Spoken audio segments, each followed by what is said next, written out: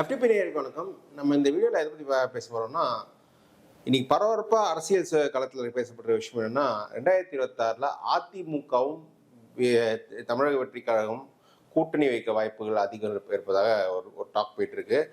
In fact பலர் ஒரு படி மேலே போய் அந்த தொகுதி பங்கீடுலாம் எடுத்து கரெக்டாக சொல்ல ஆரம்பிச்சிட்டாங்க.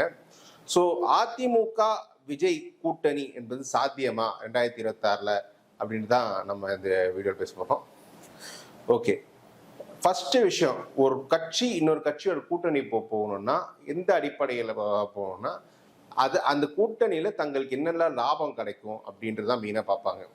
இப்போ அதில் லாபம்ன்ற பர்ஸ்பெக்டிவ் பார்க்கும்போது மெயினாக அந்த கட்சி இன்னொரு கட்சியோட ஓட்டு நமக்கு டிரான்ஸ்ஃபர் ஆகுமா. இப்போ ஒரு கட்சிக்கு 10% 15% ஓட்டு இருக்கிறது முக்கியம் இல்லை. அந்த 10% 15% ஓட்டு இந்த கூட்டணி கட்சிகள் போட்டியிட தொகுதியில் கூட்டணி கட்சிகளுக்கு டிரான்ஸ்ஃபர் ஆகக்கூடிய பொட்டன்ஷியல் அந்த கட்சிக்கு இருக்கா அப்படின்றது தான் வச்சுதான். இதில் தமிழக வெற்றி கழகத்துக்கு என்ன பெரிய பிரச்சனைனா, அவங்களுக்கு முதல்ல எவ்வளோ ஓட்டு இருக்கு அப்படின்றதே தெரியல. ஏன்னா அவங்களுக்கு எவ்வளோ ஓட்டு இருக்குன்னு தெரிஞ்சாதான் அதை பொறுத்து தொகுதி பங்கீடு நடக்கும். இப்போ காங்கிரஸுக்கு பாராளுமன்ற தேர்தல்னா ஒரு 6% 7% இப்படி இருக்கும். ப்ளஸ் ராகுல் காந்தி பிரதமர் வேட்பாளர்னா அதுக்கேற்ற லோக்சபான ஒரு சீட் ஷேரிங் இருக்கும். சட்டமன்ற தேர்தலில் ஒரு 4% 5% 4% 5%க்கான ஒரு சீட்டு கொடுப்பாங்க. அதே சமயம் அந்த கட்சிக்கு என்னென்ன பார்கெனிங் ஆப்ஷன்ஸ் இருக்கு, இந்த கூட்டணி இல்லைன்னா வேற எங்க போவாங்க. இப்போ இன்னொரு கட்சியுடன் கூட்டணி வாய்ப்பு இருந்தாங்கன்னா கொஞ்சம் பார்கெயின் பண்ணி கொஞ்சம் கூடுதலாக கூட சீட்ஸ் கொடுப்பாங்க. 2024 நாடாளுமன்ற தேர்தல் நம்ம பார்த்துப்போம். பாமக கடைசி நேரம் வரை பாஜகவுடன் அதிமுகவுடன் மாறி மாறி கூட்டணி பேச்சுவார்த்தை நடந்து ஒரு பார்கெயினை ஏற்றி 10 சீட்டு பாஜக கூட்டணியில் வாங்கிட்டு போனாங்க. அந்த மாதிரி ஒரு பார்கெனிங் வேல்யூ வச்சு நம்ம சீட்ஸ் ஏற்றலாம். ஸோ இதெல்லாம் வச்சுதான் ஒரு கூட்டணி என்பது மெயினாக அமையும். ஆனால் விஜய்க்கு என்ன பிரச்சனைன்னா, விஜய்க்கு தமிழக அளவில் இருக்க ஓட்டும் யாருக்கும் தெரியாது. அவங்க எவ்வளோ ஓட்டு கூட்டணி கட்சிகளுக்கு டிரான்ஸ்ஃபர் பண்ணுவாங்கன்னு தெரியாது. மூணாவது, அவர் பார்கெனிங் ஆப்ஷன்ஸ் ஒன்று கிடையாது. இந்த கூட்டணி இல்லைன்னா என்ன போவார், வேற எங்கே கூட்டணி போவாருன்னு தெரியாது. எந்த கட்சியுமே அவர் கூட்டணி வைக்க தயாரில்லை. ஏன்னா ஓட் பர்சன்டேஜ் ப்ரூவ் ஆகாத ஒரு நபருடன் யாரும் கூட்டணி வைக்க மாட்டார்கள்.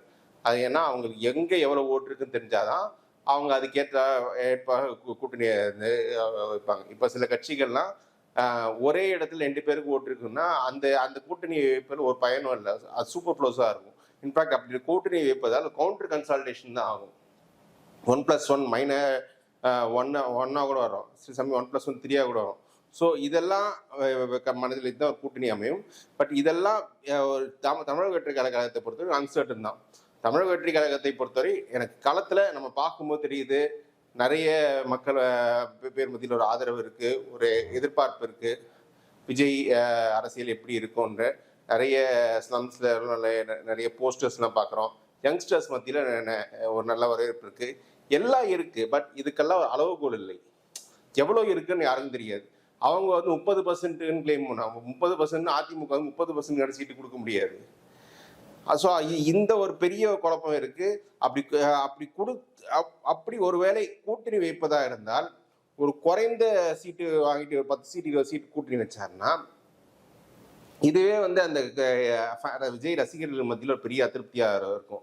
நமக்கு இவ்வளவு சீட்டை கொடுப்பாங்கன்னு சொல்லிட்டு அவங்களே அந்த கூட்டணிக்கு எதிராக ஓட்டு போடுவாங்க அதிமுக போட்டியிட தொகுதியில். ஸோ இது ஒரு பெரிய சிக்கல். அதிகமா சீட்டு கொடுத்தாங்கன்னா அதிகமா அந்த தொகுதிகள்லாம் அவ்வளவு தொகுதிகள் விஜய் ஃபர்ஸ்ட் அவருக்கு பலம் இருக்கா அதுவும் தெரியாது. அது மட்டும் இல்ல, இதுல விஜய் தனித்து போட்டியிட்டால் 234 தொகுதி விஜய் சிஎம் சொல்லி போட்டியிடும் போது அவர் எல்லா செக்ஷன்ஸ்ல எல்லா பொலிட்டிக்கல் ஸ்டாண்ட் பாயிண்ட்லும் ஓட்டு வரும். திமுக பிடிக்காதவங்க ஓட்டு போடுவாங்க, அதிமுக பிடிக்காதவங்க ஓட்டு போடுவாங்க, பாஜக பிடிக்காதவங்க எல்லாமே மாற்று வேணும்னு நினைக்க எல்லாம் ஓட்டு போடுவாங்க. ஆனா அதிமுகவுடன் கூட்டணி இப்போ போகும்போது திமுக பிடிக்காதவங்க ஓட்டு மட்டும்தான் வரும். அதிமுக பிடிக்காதுன்னு அவர் வர ஓட்டு யாருக்கு, ஏன்னா ஒரு எடப்பாடி சிஎம்னு சொல்லி நின்னாருன்னா எடப்பாடி சிஎம்னு சொல்றதுக்கு எவ்வளவு ஓட்டு வருமோ அவ்வளவுதான் வரும். இப்போ இவங்க எந்த அடிப்படையில் அதிமுக விஜய் கூட்டணி வர வேண்டும் சொல்றாங்கன்னா, நீங்க 2024 பக்கத்து மாநிலமான ஆந்திரால பவன் கல்யாண் சந்திரபாபு நாயுடு கூட்டணி பெரிய வெற்றி பெற்றது. பவன் கல்யாண் துணை அமைச்சர் நினைக்கிறார். நீங்க முதல்ல பவன் கல்யாணோட பொலிட்டிக்கல் ஹிஸ்டரி பார்க்கணும். பவன் கல்யாண் வந்து 2014 ஜனசேனான்ற கட்சி தொடங்குறாரு. ஆனா முதல் தேர்தலில் அவர் போட்டியிடவே இல்லை. அவர் போட்டியிடாம பாஜக தமிழ் தெலுங்கு தேச கூட்டணியை வந்து போட்டியிடாம ஆதரிச்சார். அப்புறம் 2019 தேர்தலில் அவர் ஓட் பர்சன்டேஜ் என்ன முதல் தேர்தல் போட்டியிடாததால ஓட் பர்சன்டேஜ் ப்ரூவ் ஆகாததால டிடிபியால் அவர் கூட்டணி வைக்க முடியல. ஸோ 175 தொகுதியுமே அவர் தனிச்சு போட்டியிட வேண்டியதாக இருந்துச்சு. போட்டிட்டு ஆந்திரா அளவில் ஒரு ஓட் பர்சன்டேஜ் ப்ரூவ் பண்றாரு. அந்த ஓட்டுக்கு 24 சீட்டு கொடுக்குறாரு. அதை வச்சு ஒரு கூட்டணி அமையுது. அது கூட்டணி வெற்றி பெறுது. இந்த அடிப்படையில் தான் விஜயம் பண்ணணும். ஃபர்ஸ்ட் விஜய் கூட்டணி ப்ரூவ் பண்ண அப்புறம் தான் இவர் வந்து அதிமுக கூட்டணி போக முடியும். இப்படி இதுதான் சூழல். ஏன்னா எடப்பாடின்றவர் ஒரு ஹார்ட் பார்கெனர். எடுத்து சும்மாலாம் ஒருத்தருக்கு சீட்ஸ் கொடுக்க மாட்டாங்க. அவருக்கு நிஜமான வேல்யூ இருந்தால் தான் கொடுப்பாங்க. விஜய்க்கு வந்து இவங்க இப்போ பத்திரிகையில் வர 60 சீட்டு துணை முதலமைச்சர் போஸ்ட்னா மற்ற கூட்டணி கட்சிகளை காத்திருக்கும் பாமக, தேமுதிக போன்ற கட்சிகள்லாம் அதை அக்செப்ட் பண்ணிப்பாங்களா? வாய்ப்பே இல்லை. அதே மாதிரி ஒருவேளை விஜயால் ஓட் டிரான்ஸ்ஃபர் பண்ணா விஜய் போட்டியிடுற தொகுதியிலும் அதிமுக ஓட்டு தான் விஜய் போகும்போது தவிர விஜய்க்கு ஓட்டு அதிமுக வராது. ஸோ அதிமுக ஓட்டுல விஜய் வளர மாதிரி இருக்கும். அதுவும் எடப்பாடிக்கு பெரிய பின்னடைவை ஏற்படுத்தும். ஸோ இப்போ என்ன நடந்துட்டு இருக்குன்னா ஒரு டாக்டிக்கலான ஒரு கேம்பெயின் நடந்துட்டு இருக்கு. விஜய் தரப்பில் மௌனமாக இருப்பதால் விஜய் அதிமுக கூட்டணி கன்ஃபார்ம் என்ற வதந்திகள் பரவதால் அந்த விஜய் ஆதரவாளர் மத்தியிலும் சரி அதிமுக ஆதரவாளர் மத்தியிலும் சரி இந்த கூட்டணி கண்டிப்பாக வரப்போகுது அப்படின்ற ஒரு பர்செப்ஷன் வந்துருச்சு. அவங்களுக்கெல்லாம் அந்த அரசியல் யதார்த்தம் புரியல. கடைசி நேரத்தில் இந்த கூட்டணி வரலன்னா அதிமுக ஆதரவாளர்கள் அதிமுக தான் இருப்பாங்க. விஜய் ஆதரவாளர்கள் திமுக தோற்கடிக்கிறதுக்காக நம்ம எடப்பாடி ஓட்டு போட்டுருவோம் அப்படின்னு சொல்லி ஓட்டு போட்டுருவாங்க. இந்த ஒரு அஜெண்டா வச்சுதான் தொடர்ந்து இந்த விஜய் அதிமுக கூட்டணி வர வாய்ப்பு இருக்குன்னு சொல்லி வதந்திகள் பரப்பிட்டே இருக்கு. இந்த வதந்திகள் வந்து மேலும் மேலும் வந்து ஒரு தமிழக வெற்றி கழகத்துக்கு ஒரு நெகட்டிவ் கொடுக்கும். விஜயோட தலைமையே ஒரு குஷ்ணபுராகும்.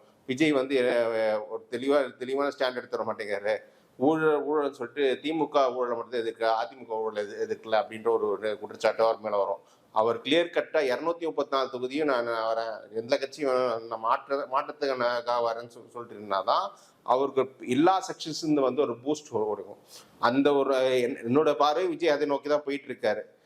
பட் அப்படி போனால் எல்லா கட்சிகளுக்குமே பாதிப்பு வரும். இதை பத்தி நான் முன்னாடியே ஒரு வீடியோ போட்டிருக்கேன். விஜயால் யாருக்கெல்லாம் பாதிப்பு இருக்கு. அந்த பாதிப்பு வரக்கூடாதுன்றதுக்காகவே வந்து இந்த வதந்திகள் பரப்பப்பட்டு இருக்கு. விஜய் வந்து கூட்டணி போயிடுவாரு அப்படின்னு விஜய் சொல்றதுக்கு முன்னாடியே ப்ரெஜுடிஸா சில பேர் முடிவு எடுத்துட்டு இருக்காங்க. நம்ம வீடியோஸ்ல கூட நம்ம ஐயா ரவீந்திர சாமி வந்து அந்த கூட்டணி போயிடுவாருன்னு ஒரு ராங் பர்செப்ஷன்ல அவர் ஒரு சில தவறான தகவலை வைத்து பேசிட்டு இருக்காரு. பட் யதார்த்தம் என்பது விஜய் வந்து கொஞ்சம் என்ன பண்றாரு, பப்ளிக்ஸ் எப்படி இருக்குன்றது இன்னும் தெளிவுபடுத்தல. கட்சி தொடங்கிட்ட மாநாடு நடந்துருச்சு. இப்போ சும்மா ஒரு கட்டமைப்பு வேலைகள் பண்ணிட்டு இருக்காங்க. ஸோ அக்டோபருக்கு மேல்தான் விஜயோட அரசியல் ஸ்டாண்ட் என்னன்னு தெளிவுபடுத்துவார். அதுக்கு முன்னாடி வந்து விஜய் கூட்டணி போவாரு அப்படின்னு நினைச்சு விஜய் மீது விமர்சனம் வைப்பது எந்த அளவுக்கு தவறோ அதே அளவுக்கு விஜய் கூட்டணி போயிட்டாரு, விஜயோட கூட்டணி உறுதியாகிட்டுன்னு சொல்லி பொய்யான வதந்திகள் பார்ப்பதும் மிகப்பெரிய தவறு. எடப்பாடி எல்லாம் அவ்வளவு சீட்ல ஈஸியாலாம் சீட்ஸ் இன்னொருத்தர் கொடுக்க மாட்டாரு. இது வந்து அதிமுக தமிழக வெற்றி கழகம் கூட்டணி என்பது சாத்தியமே இல்லை.